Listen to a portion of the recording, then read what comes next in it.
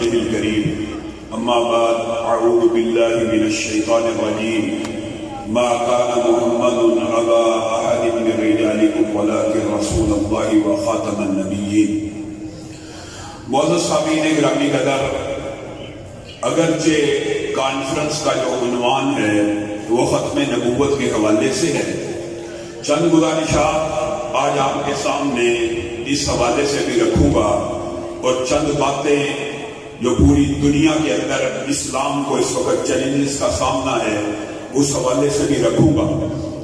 معزز سامعین گرامی قدر، نبوت کا جب بھی کسی نے دعویٰ کیا اس کے بارے میں یہ کہا جاتا ہے کہ وہ ایول جینیس ہے، یعنی اس کے اندر شیطانیت اور شیطانی سوچ اور ابلیسیت کا ایک دماغ ہوتا ہے جو اس کو ایول جینیس بناتا ہے. لیکن ہمارے خطے کے اندر جب ایک شخص نے نبوت کا دعویٰ کیا تو بدقسمتی کی بات یہ ہے کہ اس کے اندر عقل اور شعور نام کی بھی چیز کوئی نہیں تھی. کبھی اپنے بارے میں خود کہتا ہے کہ میں جیب کے اندر ایک جیب میں گڑ رکھتا تھا، ایک جیب میں مٹی رکھتا تھا، اور استنجا کرنے کے بعد مجھے پتہ نہیں تھا لگتا میں نے گڑ کو چاٹ لیا ہے کہ مٹی کو چاٹ لیا ہے. اس طرح کی مغلظات بکتا رہا. کبھی کہا نبوت کے خلاف روحانی خزائن میں اس کے فتوے موجود ہیں، نبوت کے خلاف جو بندہ یہ بات کرے میرا عقیدہ اہل سنت کے برابر ہے، یہ اللہ کی بھی شان کے منافی ہے کہ کوئی وہ نبی بھیجے نبی کریم کے بعد. یہ اس کے اقوال سارے کے سارے روحانی خزائن جو اب انہوں نے ایک ہی نام سے کتاب اس کے مغلظات کی رکھ دی ہے.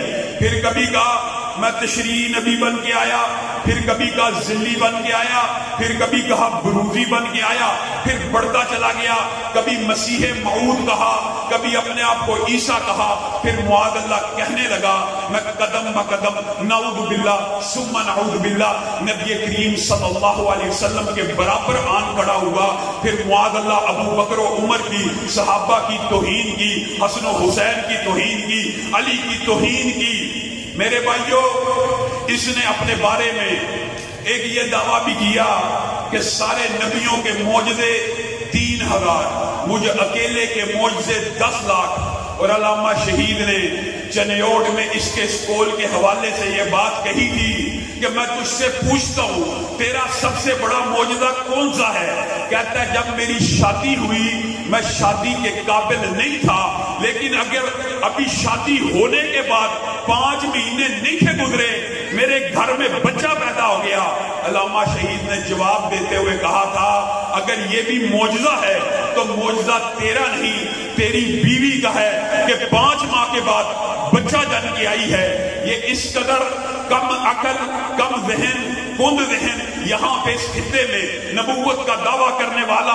اور افسوس کی بات یہ ہے کہ اس کو بھی ہمارے یہاں اس خطے میں امتی بھی مل گئے، ماننے والے بھی مل گئے. رسول اللہ نے تو واضح طور پہ کہہ دیا تھا قیامت آ سکتی ہے، قیامت آ سکتی ہے، میرے بعد نبی نہیں آ سکتا، جو بھی آئے گا دجال بن کے آئے گا، کذاب بن کے آئے گا. اور اس وقت تک قیامت نہیں آئے گی جب تک 30 بڑے جھوٹے پیدا نہیں ہوں گے. اور مرزا غلام احمد قادیانی ان 30 بڑوں میں سے ایک ضرور ہے، کیونکہ محدثین نے لکھ دیا بڑے سے مطلب یہ ہے کہ جس کے ماننے والے کم از کم 1 لاکھ سے تجاوز کریں اور 100 برس تک اس کی نبوت کو مانتے رہے. تو اس طرح یہ ایک بہت بڑا دجال بھی ہے، کذاب بھی ہے. دکھ اور افسوس کی بات یہ ہے آج جو بات آپ نے یہاں سے سمجھ کے جانی ہے وہ کیا ہے؟ وہ یہ ہے کہ جب بھی نبوت کے اوپر ڈاکہ پڑا، صرف نبوت کے اوپر نہیں، گستاخیاں ہوئی، گستاخی چاہے امہات المومنین کی ہو، صحابہ کی ہو، جتنے فتنے اٹھے، معتزلہ کا ہو، ماتریدیہ کا ہو، اشاعرہ کا ہو، جتنے فتنے اٹھے ان سب کی ایک وجہ یاد کر کے جانی ہے. اور وہ کیا ہے؟ وہ کسی نہ کسی حدیث کا انکار کر دیتے. وحی کی 2 قسمیں ہیں. ایک وحی وہ ہے جو کتاب اللہ میں، جس کو آپ عام فہم زبان میں قرآن کہتے ہیں، وہاں پہ اللہ نے نازل کی. اور دوسری وحی کی قسم کون سی ہے؟ وَأَنزَلْنَا إِلَيْكَ الذِّكْرَ لِتُبَيِّنَ لِلنَّاسِ लिन्नासी मा नुज़िला इलैहिम, आपके ऊपर है रसूल अल्लाह, अल्लाह ने कुरान पाक को नाजिल किया ताकि आप लोगों को खोल खोल कर बयान करें कि अल्लाह ने नाजिल क्या किया है। खोल खोल के कैसे बयान करेंगे? वमा यंतिकु अनिल हवा इन हुवा इल्ला वह्युन यूहा, रसूलुल्लाह अपनी मर्जी से बोलते नहीं हैं, बल्कि जब भी बोलते हैं अल्लाह के हुक्म के ताबे होके बोलते हैं। जो कौल रसूलुल्लाह की जुबान से निकलेगा वो हक होगा। सहाबा को भी कह दिया उक्तुब उक्तुब फवल्लज़ी नफ्सी बियदी मा यखरुजु मिन्हु इल्ला हक, यहाँ से हक के अलावा कोई बात नहीं निकल सकती, इसको लिखा करो जो मैं बात करूं। अब मुआशरे के अंदर एक फलसफा है इनकार हदीस का। रसूलुल्लाह सल्लल्लाहु अलैहि वसल्लम के बाद भी अकवाल थे, बाद उनकी जाती आरा थी। जब भी खत्म नबूवत के ऊपर डाका पड़ा इनकार हदीस से पड़ा, और उसकी पहली सीढ़ी इनकार हदीस के अंदर मुतज़न होना, और वही की जो दूसरी किस्म है जिसको हम रसूलुल्लाह की हदीस कहते हैं उसका इनकार कर देना। आज मुआशरे के अंदर गांधी साहब हैं, लाखों लोग हैं, वो कहते हैं हम कुरान को तो मानते हैं लेकिन हदीस को नहीं मानते। जब बंदा हदीस का इनकार कर देता है तो अल्लाह की कसम को कुरान का भी इनकार करता है, दीन का भी इनकार करता है, शरीयत का भी इनकार करता है। मेरे भाइयों, ये बात, ये मुकदमा, ये फलसफा आज आपने समझ के जाना है। आपको ये समझाया गया दीन किस चीज का नाम है? कुरान और हदीस का नाम है। शरीयत किस चीज का नाम है? कुरान और हदीस का नाम है। लेकिन एक बात हमारे बच्चों के जहन में नहीं डाली गई कि किताबुल्लाह, ये जो किताबुल्लाह से मुराद है, क्या ये सिर्फ कुरान है? क्या ये सिर्फ हदीस है? क्या ये सिर्फ शरीयत है? किताबुल्लाह कई मर्तबा कुरान के मानों में इस्तेमाल होता है और कई मर्तबा सिर्फ हदीस के मानों में इस्तेमाल होता है, और अमूमी तौर के ऊपर किताबुल्लाह कुरान और हदीस के मजमूए को कहते हैं। ये बात नहीं मशहूर, ये बात नहीं मशहूर। किताबुल्लाह से मुराद सिर्फ कुरान है। मेरे भाइयों, किताबुल्लाह से मुराद भी सियाको सबाक से पता लगता है कहां पे कुरान है और कहां पे कुरान और हदीस है। मैं आपके सामने कुरान पाक की एक आयत रखूंगा, आपके सामने एक आयत रखूंगा। अल्लाह रब्बुल इज्जत कलामे हमीद में ये बात कह रहा है, इन्ना इद्दतश्शुहूरी इंदल्लाहि इस्ना अशरा शहरन फी किताबिल्लाह। अल्लाह क्या कह रहा है? अल्लाह के यहाँ गिनती के महीने कितने हैं? 12। कहां पे हैं? फी किताबिल्लाह। कहां पे हैं? फी किताबिल्लाह। अब आप में से हाफिज भी बैठे हैं, उलमा भी बैठे हैं, यहाँ पे शिऊल हदीस भी बैठे हैं। आप एक आम मुसलमान हैं, उठाइए पूरा कुरान। अगर किताबुल्लाह से मुराद सिर्फ कुरान हो, मेरे भाइयों, फितनों का जो जड़ है अगर आपने पकड़ ली, अल्लाह की कसम कभी गुमराह नहीं होंगे।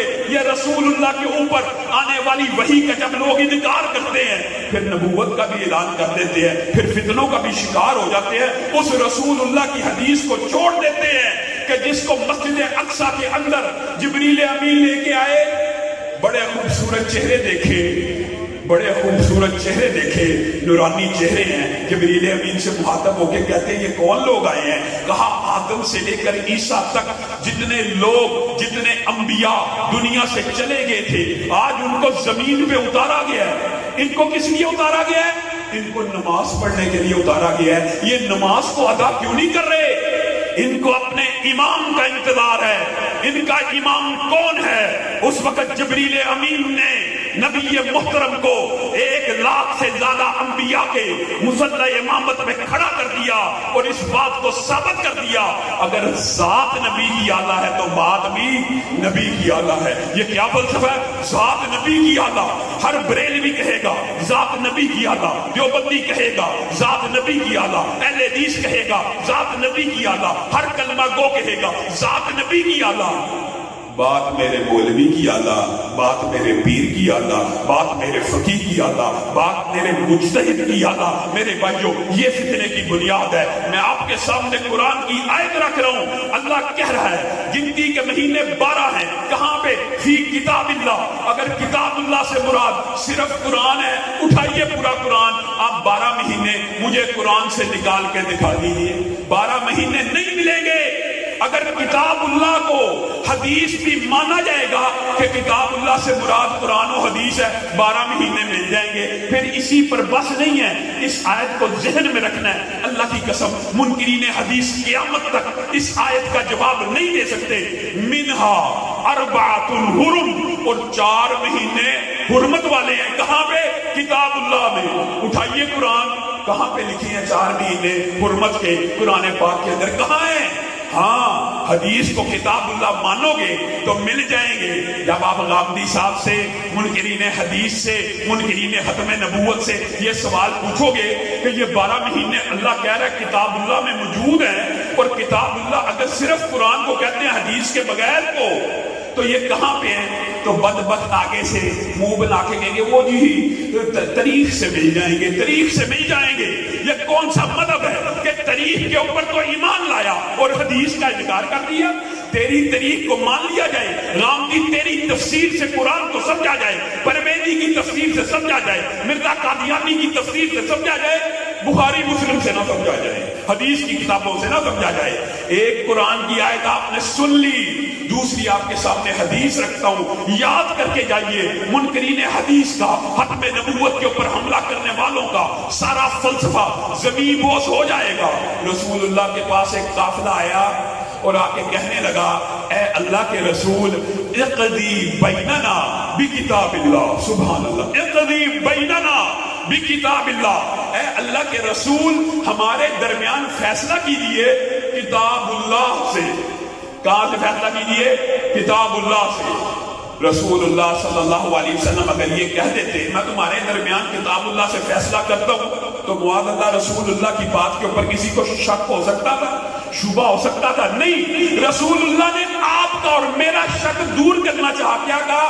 فوالذی نفسی بیدی، اس ذات کی قسم جس کے ہاتھ میں محمد کی جان ہے، لَأَقْضِيَنَّ بَيْنَكُمَا بِكِتَابِ اللَّهِ، میں قسم کھا کے کہتا ہوں میں تمہارے درمیان فیصلہ کروں گا۔ کہاں سے؟ کتاب اللہ سے۔ اور پھر فیصلہ کیا کیا وہ بھی سن لیجیے۔ مقدمہ یہ آیا کہ ہمارا بچہ ہے، ابھی شادی شدہ نہیں ہے، اس نے ایک شادی شدہ عورت سے برائی کی ہے۔ اللہ کی کتاب سے، یعنی کتاب اللہ سے، دین سے فیصلہ نافذ کر دیجئے۔ رسول اللہ قسم کھا کے کہہ رہے ہیں میں کتاب اللہ سے فیصلہ نافذ کرنے لگا ہوں۔ اور فیصلہ کیا جاری کیا؟ آپ نے اس بات کے اوپر غور کرنا ہے۔ انیس بیٹا جاؤ، عورت برائی کا اقرار کرتی ہے تو اسے سنسار کر دیا جائے۔ اس نوجوان نے چونکہ آ کے برائی کا اقرار کر لیا ہے، اس کو 100 کوڑے لگائے گئے اور اس کو 1 سال کے لیے جلا وطن کر دیا جائے۔ رکیے، غور کیجئے۔ علامہ شہید کہا کرتے تھے نارووال کے لوگ پڑھے لکھے ہیں، میں آپ کے سامنے اس لیے پڑھی لکھی بات کر کے جانا چاہتا ہوں تاکہ ہمیشہ یاد رہے۔ اس فیصلے کی کتنی شکیں ہیں؟ 3۔ ایک شک کیا ہے؟ عورت کو سنسار کر دیا جائے۔ دوسری شک کیا ہے؟ مرد کو 100 کوڑے لگائے جائے۔ تیسری شک کیا ہے؟ کہ مرد کو 1 سال کے لیے جلا وطن کر دیا جائے۔ رسول اللہ نے قسم کھائی ہے کہ میں کتاب اللہ سے فیصلہ جاری کرنے لگا ہوں، یہ فیصلہ جاری کر دیا ہے۔ اب بتائیے کس منکر حدیث میں یہ جرأت ہے وہ یہ بکواس کر سکے کہ رسول اللہ نے قسم تو کھائی تھی کہ کتاب اللہ سے فیصلہ کروں گا، لیکن جب فیصلہ کرنے کی باری آئی تو حدیث سے کر دیا، قرآن سے نہ کیا۔ اگر کتاب اللہ سے مراد خالی قرآن ہے، آپ ان فیصلوں کی تینوں شکیں قرآن پاک سے دکھا دیجئے۔ رسول اللہ کہہ رہے میں کتاب اللہ سے فیصلہ جاری کرنے لگا ہوں اور فیصلہ جاری کر دیا۔ میرے بھائیوں، ان 3 شکوں میں سے صرف ایک شک قرآن پاک میں موجود ہے، 33%، باقی 66% کہاں سے رسول اللہ نے لاگو کیا؟ حدیث سے لاگو کیا۔ اور رسول اللہ تو کہہ رہے ہیں کہ میں کتاب اللہ سے فیصلہ جاری کرنے لگا ہوں۔ اس کا مطلب یہ ہے کہ آج کے بعد یہ باطل فلسفہ نکل جانا چاہیے کہ کتاب اللہ سے مراد صرف قرآن ہے، کتاب اللہ سے مراد بھی قرآن و حدیث کا مجموعہ ہے، رسول اللہ کا کلام بھی وہی ہے۔ اور میرے بھائیوں، آپ کے سامنے حضرت بریرہ کا مشہور واقعہ، یہ واقعہ یاد کر لیجیے، حضرت بریرہ کا مشہور واقعہ۔ کیا واقعہ؟ امی عائشہ کی سہیلی تھی اور لونڈی تھی۔ امی عائشہ کے دل میں خیال آیا میں اس کو آزاد کرواؤں گی، لمبی چوڑی آپ کو پتا ہے اس واقعے کی تفصیلات ہیں۔ پھر جب آزاد کرواؤں گی تو جب آزادی کی مکاتبت ہوگی، لکھت پڑھت ہوگی، آپ نے بریرہ کو کہا پیسے میں دیتی ہوں، اپنے مالکوں سے کتابت کروا لا، جب وہ کتابت کر لیں گے میں پیسے دوں گی، تو آزاد ہو جائے۔ دوست کے کام آ جاتا۔ بریرہ گئی، مکاتبت کروائی، انہوں نے آگے سے ایک شرط لگائی، انہوں نے کہا کہ ہم لکھ تو دیں گے، آزاد تو کر دیں گے، پیسہ بھی لے لیں گے، لیکن ولا کی نسبت ہماری طرف رہے گی۔ یہ ایک لمبا چوڑا باب ہے فقہی، مختصر یہ ہے، اس حدیث کے اندر جو ذکر ہے وہ یہ ہے کہ یہ بریرہ آزاد ہو جاتی ہے، بالفرض بریرہ کبھی زندگی میں فوت ہوتی ہے، جو ترکہ چھوڑتی ہے وہ ترکہ دوبارہ جنہوں نے آزاد کی ہے ان کو ملے گا۔ یہ شرط انہوں نے لگا دی، آپ کو سمجھانے کے لیے آسان کر کے بتا رہا۔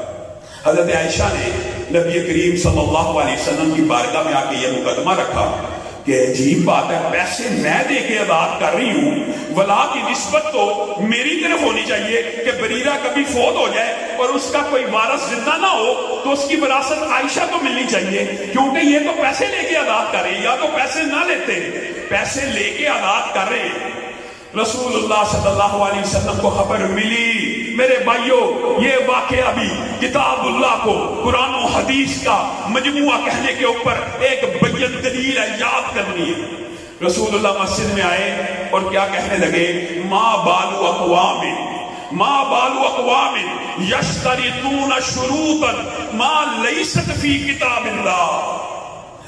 قوموں کو کیا ہو گیا، لوگوں کو کیا ہو گیا، ایسی شرطیں لگاتے ہیں جو کتاب اللہ میں موجود نہیں ہے۔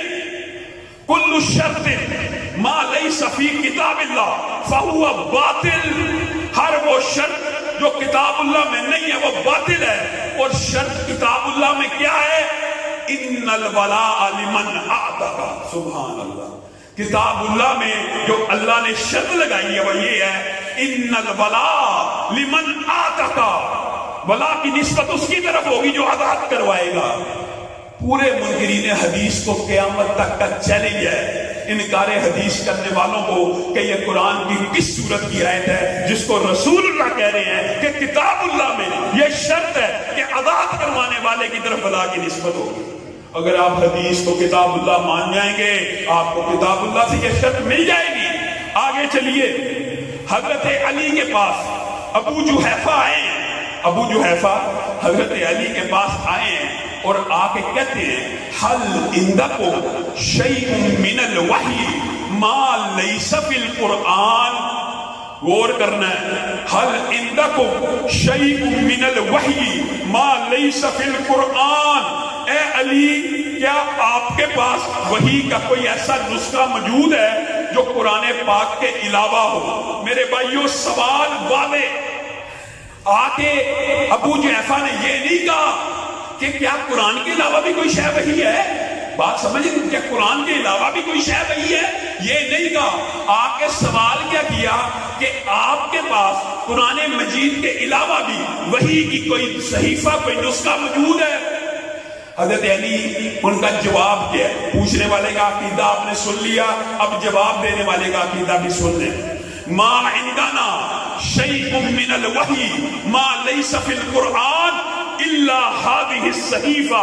میرے پاس وحی کے صرف دو ہی نسخے ہیں، ایک اللہ کی کتاب جس کو تم قرآن کہتے ہو، اور دوسرا یہ صحیفہ ہے، اس کے اندر وہی کچھ لکھا ہے جو رسول اللہ بولتے تھے اور علی نوٹ کرتا رہتا تھا۔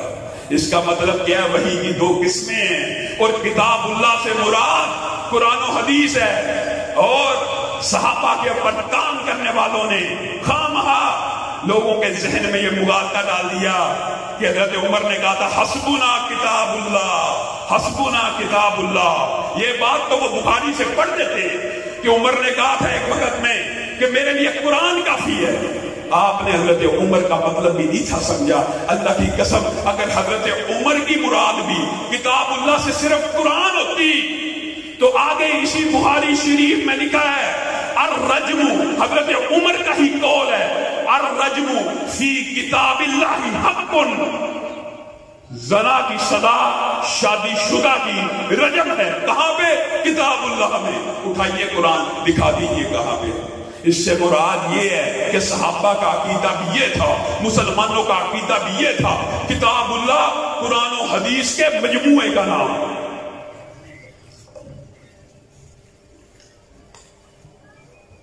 میرے بھائیوں، اللہ کے فضل و کرم سے اہل سنت نے عظمت صحابہ کے اوپر ابو بکر صدیق کی صداقت کے لیے، عمر کی عدالت کے لیے، عثمان کی سخاوت کے لیے، علی کی شجاعت کے لیے، حسن کی شرافت کے لیے، حسین کی شہادت کے لیے، سیدنا امیر معاویہ کی جلالت کے لیے اور امہات المومنین کے دوپٹوں کی حفاظت کے لیے، ہر صحابی کی حمایت کے لیے ملک کے طول و عرض میں پروگرام کیے اور گستاحان صحابہ کو یہ پیغام دیا کہ ابو بکر سے لے کے امیر معاویہ تک نبی کا ہر صحابی جنتی ہے.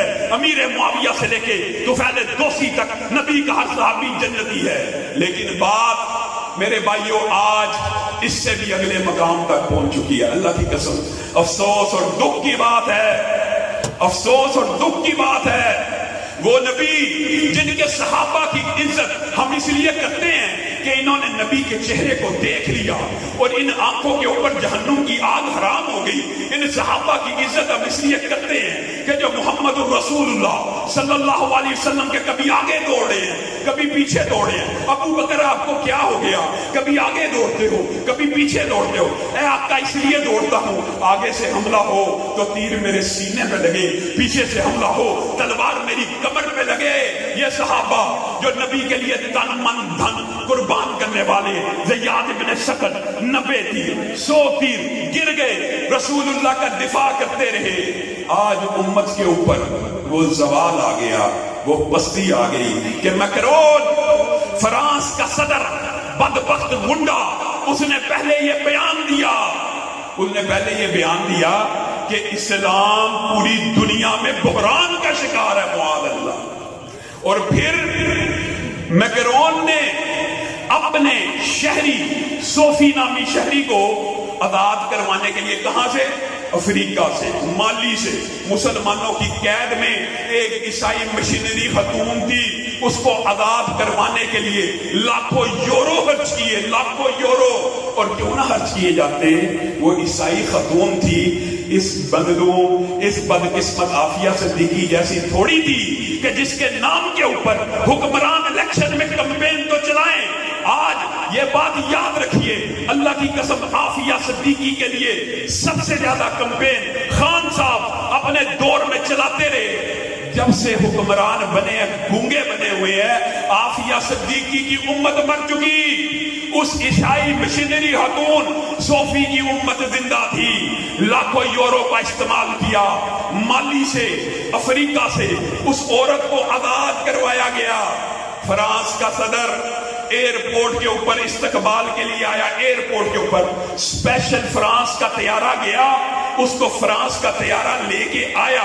میکرون استقبال کرنے کے لیے کھڑا ہے، صوفی جہاز سے اتر رہی ہے، میکرون آگے ہاتھ بڑھاتا ہے. صوفی میکرون کو کہتی ہے اپنے ہاتھوں کو پیچھے کر لے، میرا نام مریم ہے، مسلمانوں کی قید میں تو تھی لیکن اسلام کو قبول کر لیا. وہ میکرون جس نے چند دن پہلے یہ بیان دیا تھا اسلام پوری دنیا میں بحران کا شکار ہے، بتائیے وہ ذہنی طور پہ اس وقت کس بحران کا شکار ہوا؟ پورا عالمی میڈیا سامنے کھڑا ہے. اتنا ذلیل ہوا، اتنا رسوا ہوا، اتنی ہزیمت کا سامنا کرنا پڑا. عورت پوچھ رہی ہے مجھے مسجد کی جگہ بتلائیے، میں نے نماز کو ادا کرنا ہے. اس کے دل میں مسلمانوں کے خلاف ایسی نفرت ابری کہ ترکی کے صدر نے اللہ کی قسم درست کہا ہے کہ اس کو اپنا ذہن کا علاج کرانا چاہیے. کہنے لگا میں مسلمانوں کی 70 سے زائد مساجد فرانس میں بند کرانے لگا ہوں, حجاب پہ پابندی لگانے لگا ہوں. یہ وہ بدبخت ہیں لبرل اور سیکولر مافیا, یہ وہ بدبخت ہیں جو کہتے ہیں فریڈم آف سپیچ ہونی چاہیے, آزادی اظہار ہونا چاہیے, لباس کا انتخاب بندے کی ذاتی چوائس ہوتا ہے. کہاں پہ گئے ذاتی چوائس کے نعرے؟ ایک عورت حجاب پہننا چاہتی ہے اپنے جسم کے اوپر, تو اس کے اوپر پابندی لگاتا ہے. کہاں پہ تیرا آزادی اظہار؟ اور اس بدبخت نے پھر یہ اعلان کیا کہ فرانس کی سرکاری عمارتوں کے اوپر معاذ اللہ ثم معاذ اللہ رسول اللہ کے حقوں کو لگایا جائے گا. میں چارلی کو نہیں رکھوں گا. میرے بھائیوں, امام مالک نے اس موقع کے لیے کہہ دیا تھا اس امت کو زندہ رہنے کا حق باقی نہیں ہے کہ جس کے نبی کی توہین ہو جائے اور امت توہین کرنے والے سے بدلہ نہ لے سکے. اس سے بہتر ہے وہ امت مر جائے. آج وہ اعلانیہ توہین کر رہے ہیں, بدلہ یہ عالمی استعمار کے قانون اور حدود نہ ہو. اللہ کی قسم محبان رسول, پوری دنیا کے محبان رسول ابھی بھی میرے ذہن میں خیال آتا ہے یہ بڑے اسلحے کی باتیں کرتے ہیں. انہوں نے جس قسم کی بدبختی اور گستاخی کا ارتکاب کیا, اللہ کی قسم صرف یہ عالمی استعمار کے حدود و قیود اور قوانین موجود نہ ہو, اسی لیے ہم حکمرانوں کی توجہ بار بار اس بات کی طرف مبذول کروا رہے ہیں. خدا را تم نے کیا نظریہ رکھا ہوا ہے؟ اللہ کی قسم حدود و قیود نہ ہو. میں آپ نہیں, پوری دنیا کے محبان رسول بغیر اسلحے کو فرانس کو فتح کر لیں, بغیر اسلحے. لیکن حدود و قیود ایسی ہیں کہ ہم ان کو کہتے ہیں اور میرے بھائیوں اللہ کے لیے سمجھ جاؤ, اللہ کے لیے سمجھ جاؤ یہ کتنی بڑی منافقت ہوتی ہے. نبی سے بڑی محبت ہے, نبی سے بڑا پیار ہے, نبی کریم ہمارے لیے سب کچھ ہے. حکمران بھی یہ کہے گا, ہر حکمران آئی جی ہوگا, ادارے کا ہوگا, چیف جسٹس ہوگا, ہر کوئی کیا کہے گا رسول اللہ پہ میری جان قربان. یہ عجیب فلسفہ ہے کہ محبت رسول اللہ کی, لیکن جب آپ کہیں گے نا اگر رسول اللہ سے پیار ہے تو رسول اللہ کا نظام بھی نافذ کر دو. نظام رسول اللہ کا نہیں نافذ ہوگا. نظام کس کا؟ نظام گورے کا, نظام عالمی استعمار کا, نظام کفر کا چلانا ہے. محبت کس سے ہے؟ رسول اللہ سے بڑی محبت ہے. نظام بھی لے آؤ. نہیں, نظام نہیں, مولوی بڑا سخت ہے. اور میرے بھائیوں اس منافقت سے کب نکلو گے کہ مسلح کے امام کو جب تک ریاست کا امام نہیں بناؤ گے پاکستان کے مسائل حل نہیں ہوں گے. جب تک یہ منافقت ختم نہیں ہوگی کہ رسول اللہ صرف مسجد کے امام نہیں ہے. اور یہ سبحان اللہ کتنے دکھ کی بات ہے. اللہ کی قسم کئی مرتبہ دل خون کے آنسو روتا ہے. رسول اللہ صرف مسجد کے امام ہے, بازار کے امام نہیں. رسول اللہ صرف مسجد کے امام ہے, کاروبار اور تجارت کے امام نہیں. رسول اللہ صرف مسجد کے امام ہے, ریاست اور سیاست و اقتدار کے امام نہیں. یہ تمہیں کس نے مغالطہ ڈال دیا کہ معیشت رسول اللہ کی نہیں چلانی, حدود اللہ رسول اللہ کی نہیں چلانی, محبت رسول اللہ سے ہے, نظام گورے کا چلے گا. اور میرے بھائیو اس میں تم بھی ذمہ دار ہو. کیوں؟ اور مولوی مسجد کے ممبر کے اوپر بیٹھ کے بھی سیاسی تقریر کر رہا تھا. جب تم نے ہی یہ فلسفہ بنا لیا, تم ہی لبرل اور سیکولر مافیا کے پراپوگنڈے کا شکار ہو گئے. مولوی کا سیاست میں کیا کام؟ اور میرے بھائیوں جب تک مسلح کا امام ریاست کا امام رہا اسلام غالب رہا. رسول اللہ دنیا سے چلے گئے. ابو بکر مسلح کے بھی امام ہیں, ریاست کے بھی امام ہیں. عمر مسلح کے بھی امام ہیں, ریاست کے بھی امام ہیں. عثمان مسلح کا بھی امام, ریاست کا بھی امام. علی مسلح کا بھی امام, ریاست کا بھی امام. اب مولوی مسجد میں یہ تقریر شروع کر دینا کہ سیاست بھی اللہ کے لیے رسول اللہ والی کر لو, نظام بھی اللہ کے لیے رسول اللہ والا. اور مولوی بڑا تیز ہے, مولوی سیاسی باتیں کر. سیاست کس نے کرنی ہے؟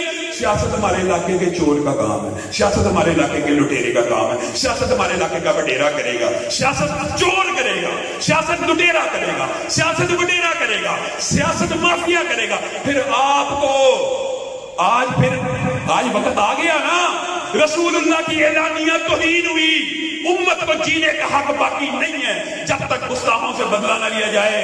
اور یہ جو ہم بات کرتے ہیں نا امام ابن تیمیہ نے ایک بات کہہ دی تھی، اللہ کی قسم کہہ دی، انہوں نے کہا کئی عیسائی قلعے، کئی یہودی قلعے ہم مہینہ مہینہ محاصرہ کرتے تھے، فتح نہیں تھے ہوتے، پھر کوئی بدبخت عیسائی اٹھتا تھا، رسول اللہ کی توہین کرتا تھا، ہمارے کلیجے کو چوٹ تو لگتی تھی لیکن ہمیں پتہ لگ جاتا تھا اللہ کی مدد آنے کو ہے، معجزے رونما ہونے کو ہیں۔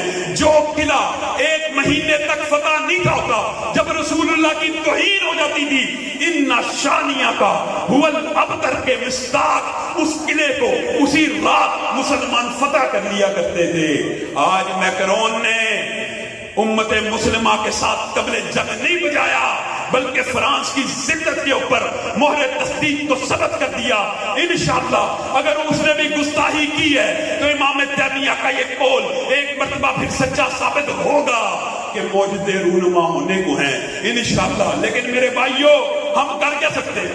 مولوی جناب حرمت رسول کے لیے بڑا بڑھا گیا ہے جی، قتل کی باتیں کرتا ہے، اللہ کی قسم حقیقت ہے، یہ سخت بات نہیں ہے، شرعی سزا حق کے بنانے والوں کی ہاتھ کو کاٹ کر، گردن کو کاٹ کر گٹر میں بہا دینے کی ہے۔